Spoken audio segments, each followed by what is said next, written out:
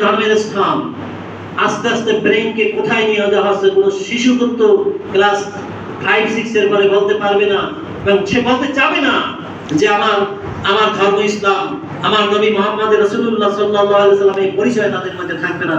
এইভাবে শিক্ষা ব্যবস্থাকে কিন্তু নিয়ে যাওয়া হচ্ছে।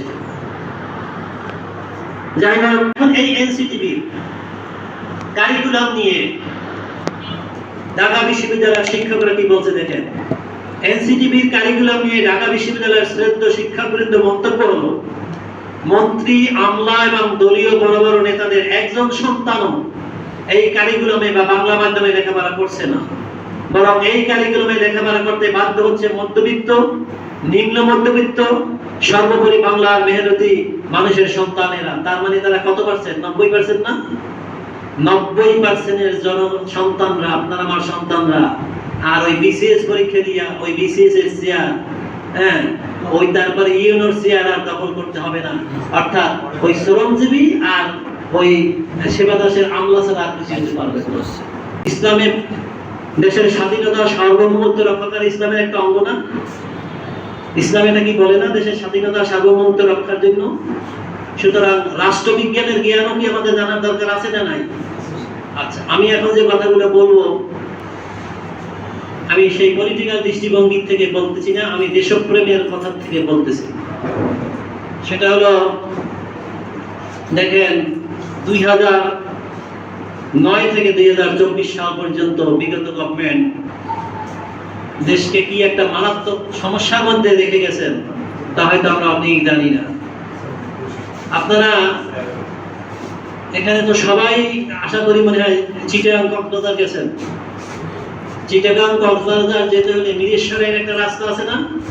মিরসরাই, যেখান থেকে আমরা চট্টগ্রামে ঢুকি।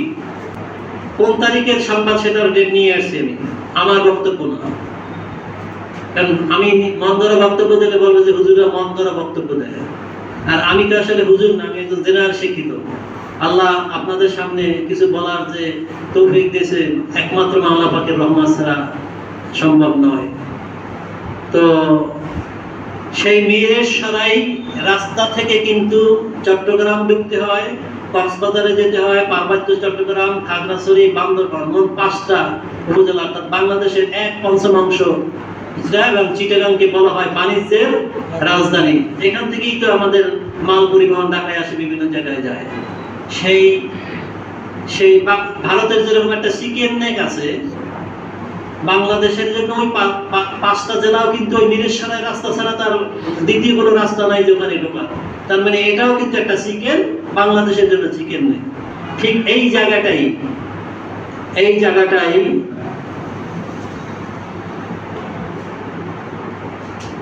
2015 সালের 6 জুন নরেন্দ্র মোদী এই দেশে আসছিলেন। তার উপস্থিতিতে 900 একর, পরবর্তীতে আরো দাবিতে আরো 700 একর, মোট 1600 একর সম্পত্তি ভারতের আদানি গ্রুপকে লিখে দেওয়া হয়েছে। জানেন কি জানেন না মনে হয়। এবং সেইটাকে পাকাপোক্ত করা হয়েছে কবে? 2017 সালের 7 থেকে 10 এপ্রিল শেখ হাসিনা ভারতের বিশেষ আমন্ত্রণে দিল্লি সফর করেন। ওই সময় হাসিনা ও নরেন্দ্র মোদী বন্ধ দরজা, মানে ওই দরজার ভিতরে আর কিছু না, মাত্র 2 জন, বন্ধ দরজার একান্ত বৈঠকে 1700 একর জমি ভারতকে বরাদ্দ দেওয়ার চূড়ান্ত পত্র তিনি দিয়ে আসেন। আচ্ছা, এই জায়গাটা মিরেশ্বরাইয়ের কাছাকাছি, কিন্তু মিরেশ্বরাইয়ের পাশেই কিন্তু সাগর। ওই সাগরে ওখানে নৌবাহিনীর ঘাঁটি হওয়ার কথা ছিল, কিন্তু সেখানে ওই জায়গাটা বরাদ্দ দেওয়ার কারণে সেখানে নৌবাহিনীর ঘাঁটি বন্ধ রাখা হয়েছে এবং ভারতীয় টার্মিনাল, সমুদ্র বন্দর ওইখানে করার পরিকল্পনা হয়ে গেছে। হ্যাঁ, আর মাত্র যদি 8 মাস ক্ষমতায় থাকতে পারতো, তাহলে মিরেশ্বরাইয়ের ওই রাস্তা ভারতীয় সেনাবাহিনীর পারমিশন নিয়ে তারপরে বাংলাদেশে ঢুকতে হতো। এই কথা কি জনগণকে বলতে পারবেন না পারবেন না? এটা কি কোনো রাজনৈতিক বক্তব্য না দেশপ্রেমের বক্তব্য? দেশপ্রেমের বক্তব্য। সুতরাং এবং এই একই কাহিনীর কারণে সিকিম বাংলা ভারতের 22তম অঙ্গরাজ্যে পরিণত হয়ে গেছে। এই আসে এবং এই কথাটা লিখছে ইতিহাসবিদ ওই ভারতেরই নিতাস কইল তার India Sikkim and making A border land, মানে একটা বর্ডার, কোনো বর্ডার থাকবে না। তার পাঠ্যপুস্তকে এইসব কথাগুলো উনি লিখে গেছেন এবং লিখছেন, দেখেন গ্রন্থে তিনি লিখেছেন, সিকিমকে দখল করা হয়নি সামরিক অভিযানে, বরং খণ্ড খণ্ড চুক্তির মাধ্যমে যা গোপনে স্বাক্ষরিত হয়েছিল ও নিঃশব্দে কার্যকর করা হয়েছিল। আমি একটা প্রবন্ধ অলরেডি লিখতেছি, ইনশাআল্লাহ পেপারও আসবে, নাম দিছি দেশবাসী বিশেষ করে আওয়ামী লীগের বন্ধুরা ভাববেন কি, এই আমার শিরোনাম। অর্থাৎ আওয়ামী কেন ভাববেন, এই চুক্তিগুলো এমপি মিনিস্টারদেরকেও জানতে দেওয়া হয় না, সংসদেও আলোচনা করা হয় না, লেখা আছে পেপারের বক্তব্য। কোন আওয়ামী লীগের কর্মী তো দূরের কথা, কোন নেতা এমপি মিনিস্টারকে এই চুক্তি জানতে দেওয়া হয় না। তবে একটা কথা বলছেন যে ভারতের সাথে আমাদের সম্পর্কের মাত্রাকে ঐতিহাসিক অটুট করা হলো। চুক্তি করে স্বাক্ষর দিয়ে বের হওয়ার পরে বন্ধ দরজা থেকে বলা হলো যে ভারতের সাথে আমাদের মাত্রাকে ঐতিহাসিক ও অটুট করা হলো।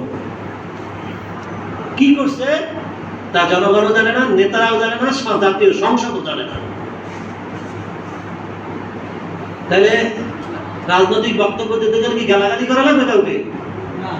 এইসব পয়েন্ট ধরেন কি করে গেছে জাতিকে। এরপর আসেন